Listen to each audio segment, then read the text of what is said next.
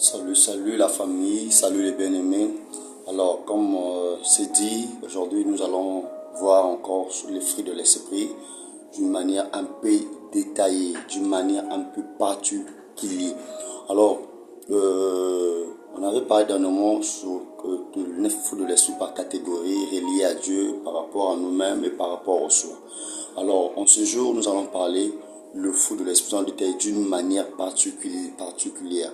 On va commencer d'abord, on lit d'abord l'autre verset de base sur Galates chapitre 5, le verset 22. Galates 5, verset 22 dit, mais le fruit de l'esprit, c'est l'amour, la joie, la paix, la patience, la bonté, la bénignité, la fidélité, la douceur, la tempérance. C'est ça le 9 fruit de l'esprit. On avait dit que non, la source de tout ce fruit, c'est l'amour. C'est quand on parle de fruit de l'esprit, le fruit n'est pas au pluriel, mais le fruit est toujours au singulier.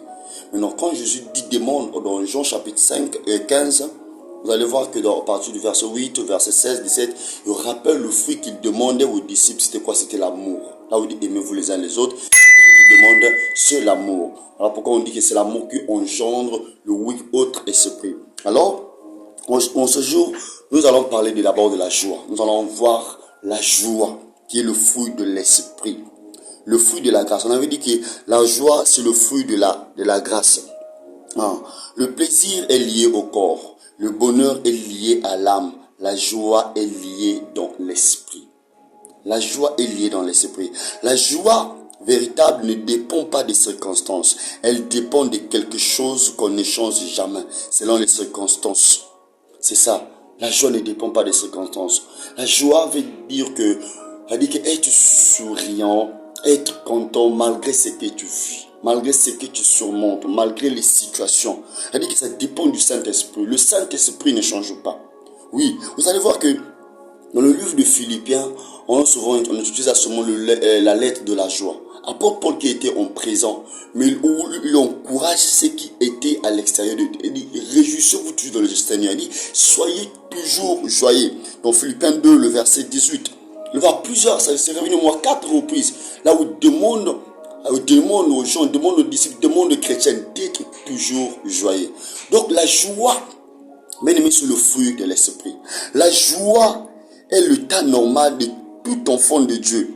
Vous savez, la foi sans la joie n'est pas la foi. C'est lui qui a la foi. Malgré les circonstances, malgré ce qu'il vit, il garde toujours la joie. Il est toujours joyeux. Donc la joie, la foi sans la joie n'est pas la foi. Toute personne qui a la foi, il garde toujours la joie. Si nous contentons de vivre dans le domaine de l'âme, le domaine du corps, nous aurons le bonheur, nous aurons le plaisir, nous n'aurons pas la joie. La joie vient de l'esprit. La joie vient de l'esprit bien-aimé. Vous savez, la joie est le fruit d'une relation directe et personnelle, constante avec Dieu. C'est le fruit d'une relation directe, constante et personnelle avec Dieu. Toute personne qui a une intimité constante avec Dieu, il est toujours joyeux. Il est toujours joyeux parce que il est difficile d'être rempli du Saint-Esprit et ne pas être rempli de joie. Quand on est rempli du Saint-Esprit, automatiquement on a la joie. Parce que dans Actes des Apôtres, chapitre 13, le verset 5, on nous dit, les disciples étaient remplis du Saint-Esprit et de joie. Donc quand on a le Saint-Esprit, cet esprit nous communique la joie. Malgré ce qu'on subit, malgré ce qu'on vit, malgré les circonstances, mais nous avons toujours la joie. Vous savez, j'aimerais dire à quelqu'un ceci. Tu sais, la joie est une arme devant l'ennemi, devant l'adversaire. Ça veut dire que la joie est une arme devant l'adversaire qui est proche de toi. Donc l'adversaire le plus rapproché de toi. C'est comment tu peux le détruire. Ce n'est que par la joie. Oui, je me pose la question comment. Regarde, je donne un exemple. Si toi et moi, on ne cause pas, nous sommes des ennemis. Mon seul souhait, c'est de te voir pleurer. C'est de te voir gémir. C'est de te voir être franc, fermé. Et quand je me réveille le matin, mon premier réflexe, c'est de te regarder. Regarde ton humeur, ton expression faciale. Si tu dis tu es souriant, tu n'es pas souriant. Mais si je te vois souriant, en train de rire, en train d'être en bon, ça dit que ton expression faciale exprime la joie, exprime la paix, ça dit que tu causes avec les gens, avec gaieté, tu souris. Moi, ton adversaire, je serai mal à l'aise. Ça dit que tu me tues. sans pourtant te rendre compte. Tu me tues, après tu fais. Parce que mon seul souhait, c'est de te voir pleurer, c'est de te voir te renfermer triste. Oui, bien-aimé. Le seul souhait de l'ennemi, c'est de te voir être crispé, de te voir être mal à l'aise, renfermé. Quand tu as la joie, quand tu es content, mais tu détruis ton ennemi. Tu détruis ton ennemi en face. Il se pose, ah mais tu sais quoi on fait contre lui, tu sais quoi on fait sur lui là, malgré cela il est toujours souriant, il est toujours joyeux. Qu'est-ce que c'est? Donc tu pousses à l'ennemi de réfléchir, de douter même de ses plans. Il se dit, oh malgré tout ce qu'on fait, mais il est toujours content, il est toujours joyeux, elle est toujours joyeuse. Non, non, non. Mais la joie est une arme. Voilà, vous allez voir que la joie, c'était comme parfois, c'était comme un souhait qu'apôtre Paul disait aux disciples. Il disait aux chrétiens, mon frère, ma soeur, sois toujours joyeux. La joie est un fruit de l'esprit. C'est le fruit de la maturité. C'est pas parce que les choses ne marchent pas, tu restes enfermé, parce qu'on t'a insulté, parce qu'on t'a qualifié, parce qu'on t'a pas mal parlé, non. La joie, c'est le fruit de l'esprit. Quand tu as le Saint-Esprit, te communique la joie. Oui, malgré ce que tu as te fait subir, montre la joie. Montre à tes ennemis la joie. Montre à ton adversaire la joie. Dis-lui que malgré ce qu'il fait contre toi, malgré ce qu'il fait contre toi, malgré ce qu'il pose comme acte, ça ne va pas te faire perdre ta joie. Parce que tu es lié au Saint-Esprit, tu es lié à l'Esprit. Il est impossible d'être rempli de joie sans être rempli du Saint-Esprit. Il est impossible d'être rempli du Saint-Esprit sans être rempli de joie. Mon frère, ma soeur, la joie est un fruit de l'Esprit. C'est une arme face à l'adversaire. Regarde ton ennemi en face. Regarde ton adversaire en face. Malgré ce qu'il fait, malgré ce qu'il dit, malgré ce qu'il prétend contre toi. Montre-lui ta joie. Montre-lui le sourire. Tu sens pour te rendre compte que tu le tues à petit feu. Tu le démoralises. Tout ce que ton ennemi, tes adversaires attendent de toi, c'est de te voir pleurer. C'est de te voir être crispé. Mais toi, enfant de Dieu, Dieu te demande d'être toujours joyeux. Quand tu as la joie, tu le tues. Tu les démoralises. Tu renverses leur plomb. Que Dieu vous bénisse. Alors, deuxième moment, nous allons parler de la paix. Le fruit de la confiance. Oui, on avait dit que la paix, c'est le fruit de la confiance. La paix que produit le Saint-Esprit est tout d'abord dirigée vers le haut. C'est-à-dire que la paix avec Dieu. La Bible déclare dans Romains chapitre 5, le verset 1. On va lire ça rapidement. Vous allez voir que dans Romains chapitre 5, le verset 1, on nous demande d'abord de chercher d'abord la paix avec Dieu. Si on n'a pas la paix avec Dieu, on n'aura pas la paix avec les hommes, on n'aura pas la paix avec nous-mêmes. La Bible dit que, étant donc justifiés par la foi, nous avons la paix avec Dieu par notre Seigneur Jésus-Christ. Une fois qu'on est justifié par la foi avec Dieu, on doit d'abord chercher la paix avec Dieu. Vous savez, beaucoup de gens n'ont pas la paix. Parce qu'au départ, ils n'ont pas la paix avec Dieu. Mon frère, ma soeur, fais la paix avec Dieu. Tu as la culpabilité de quelque chose. Il y a des choses que tu as eu à faire, mais tu sens au fond de toi que tu n'as pas la paix avec Dieu. Arrange ta relation avec Dieu. Oui, cherche la paix avec Dieu. Cherche la paix avec Dieu. Arrange ta relation avec Dieu. Une fois que ta conscience ne t'accuse plus devant Dieu, mon frère, tu auras la paix avec soi-même. Parce que la paix est comme l'amour. Et d'abord la paix avec Dieu, la paix avec soi-même et la paix avec les autres. Si d'abord avec Dieu, ta relation avec Dieu, tu n'es pas en paix, tu es culpabilisé, il y a des choses qui t'accusent, tu as les remords. Déjà, avec toi-même, tu n'auras pas la paix. Au fond de ton cœur, tu seras troublé. Et toute personne qui n'a pas la paix avec lui-même n'aura jamais la paix avec les autres. Il y a des gens qui troublent les autres. Quand il arrive quelque part, il amène du trouble, il amène des distractions. Parce que quoi? Avec lui-même d'abord, il n'a pas la paix. Vous voyez? Il est d'abord, ça dit qu'il a subi un trouble intérieur. Oui, parce qu'il y a des choses qui ne marchent pas. Il a des blessures intérieures, il a l'amertume, il a une rancune dans son cœur. Il a une rancune dans son cœur, il a l'amertume, il a la colère dans son cœur, à tel point qu'il ne peut pas être en paix avec soi-même. C'est des gens qui ont des sauts d'humeur. Vous pouvez être bien, après 30 minutes, 40 minutes, tu sens juste une parole qui est passée. La personne change d'humeur. Il n'est pas en paix, elle n'est pas en paix. Avec nous-mêmes, ni avec Dieu. alors il ne peut pas être en paix avec les autres. Mon frère, cherche la paix. La Bible déclare que si cela dépend de nous, soyez en paix avec tous. Et il est encore dit que cherchez la paix avec tous. Sans la sanctification, personne verra le Seigneur. Il cherche la paix. C'est un ordre. Cherchez la paix. On doit chercher la paix. On doit être les partisans de la paix. Tout enfant de Dieu doit chercher la paix. Vous allez voir que les enfants de Dieu n'aiment pas la paix. Sont des qui cherchent encore de problèmes, qui cherchent encore de rancune, qui cherchent encore des querelles. Mais la paix est un fruit de l'esprit. C'est le fruit de la confiance. On doit chercher la paix. Mon frère, ma soeur, parfois tu es troublé. Parfois il y a eu des choses qui se sont passées dans ta vie, dans ton enfance. Tu as été abusé, tu as été violé, tu as été trahi, tu as été déçu. Jusqu'à ce jour, tu n'as plus la paix au fond de ton cœur. Tu n'arrives pas à pardonner. Tu n'arrives pas à pardonner. Et quand tu penses à ça, ça te change. Ça change ton attitude. Ouais, tu souffres toi-même. Tu te mets dans une prison que toi-même tu détiens les clés. Mon frère, ma soeur, oublie ça. Oublie ce qu'on t'a fait. Guéris-toi de cette blessure. Prie le Seigneur qui te guérit de cette blessure, cette amertume. Parce que cette plaie-là va influencer toute ta vie. Même si tu rentres dans un foyer, tu ne seras pas une femme qui va porter la paix. Même si tu trouves une femme chez un homme, tu seras un homme qui ne va pas porter la paix. C'est quand tu vas penser à ça, c'est qu'elle m'avait fait, c'est comme m'avait fait, tu es blessé, tu seras troublé dans le toi. Tu n'auras pas la paix. Mon frère, ma soeur, cherche la paix. Cherche d'abord la paix avec Dieu. Oui, il y a des choses que tu avais dit, il y a des choses que tu avais fait. Mais ça, je ne peux pas. Tu avais géré. Mais mon frère, ma soeur, cherche la paix avec Dieu. Cherche la paix avec toi-même. Avec toi-même, tu n'as pas la paix. Ton cœur n'a pas la paix. Ton cœur n'a pas la paix au fond de ton cœur. Oui, ça dit que ta vie est superficielle. Ta vie est superficielle. À tel point, si tu n'as pas la paix, tu ne peux pas communiquer la paix à ton mari. Tu ne peux pas communiquer la paix à ta femme. Tu ne peux pas communiquer la paix à tes enfants. Alors pourquoi tu peux être là, tu peux être bien pendant quelques heures, mais après un moment, tu dégames.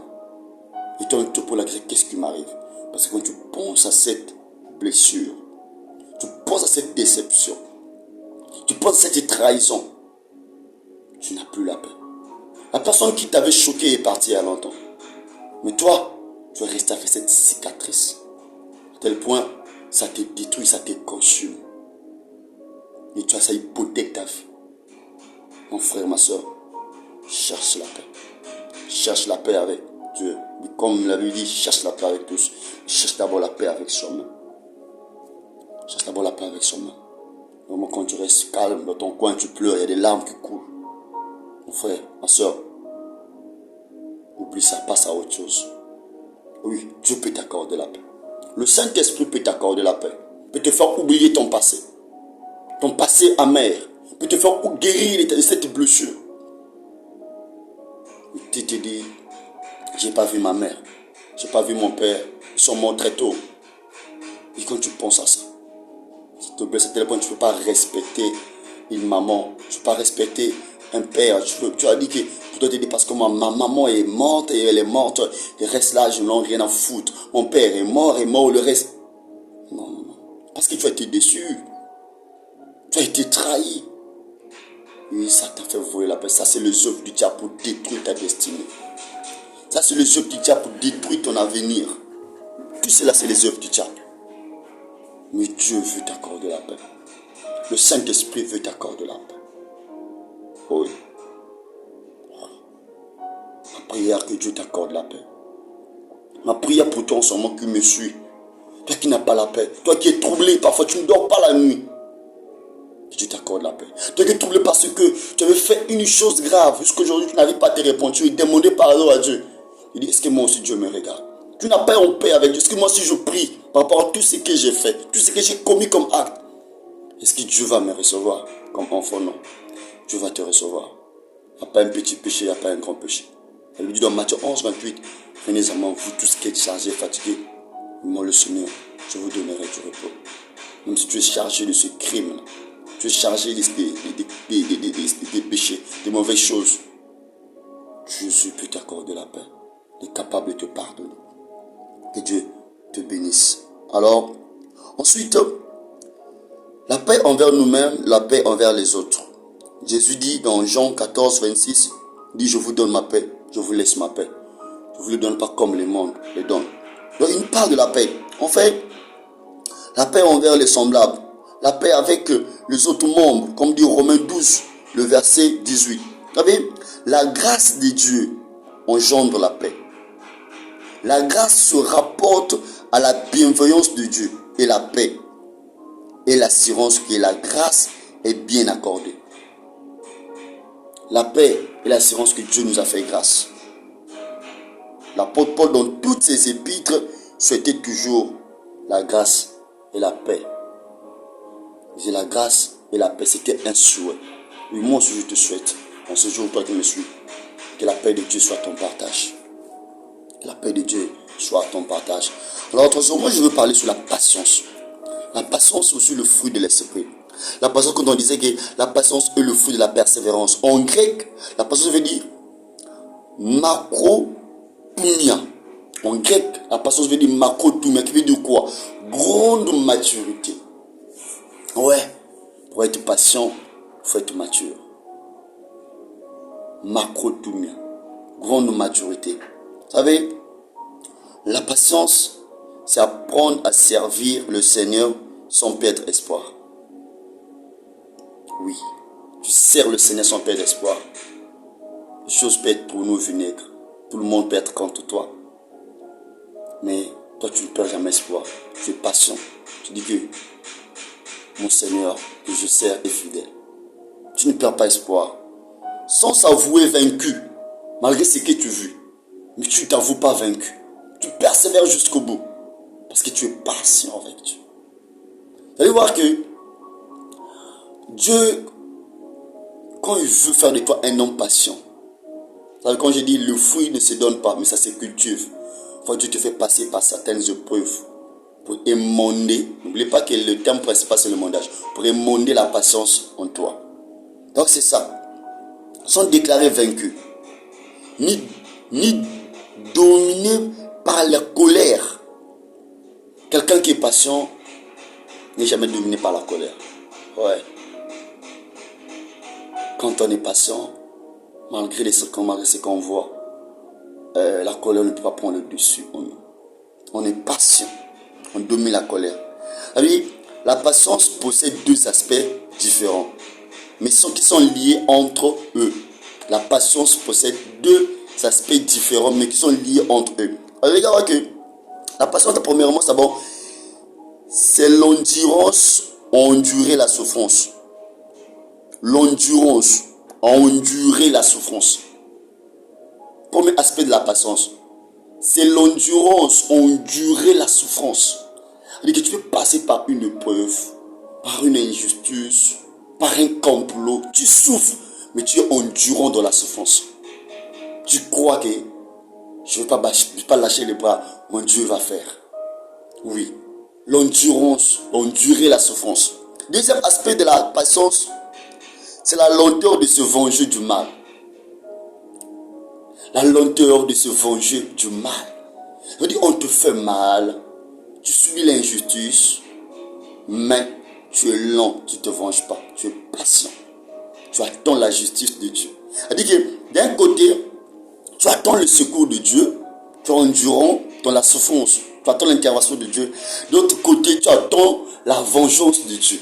Tu ne te venges pas, mais tu es patient. Malgré ce qu'on te fait, tu es patient. Tu subis, tu souffres, tu n'abandonnes pas, tu es endurant. C'est ça. Si l'un des deux aspects manque, la patience n'est plus la patience. C'est ça. Donc la patience a deux aspects. L'endurance, endurer la souffrance. Et la patience, et la lenteur à se venger du mal. C'est ça, la patience. Oui, donc je dis, si l'un des aspects manque, la patience n'est pas complète.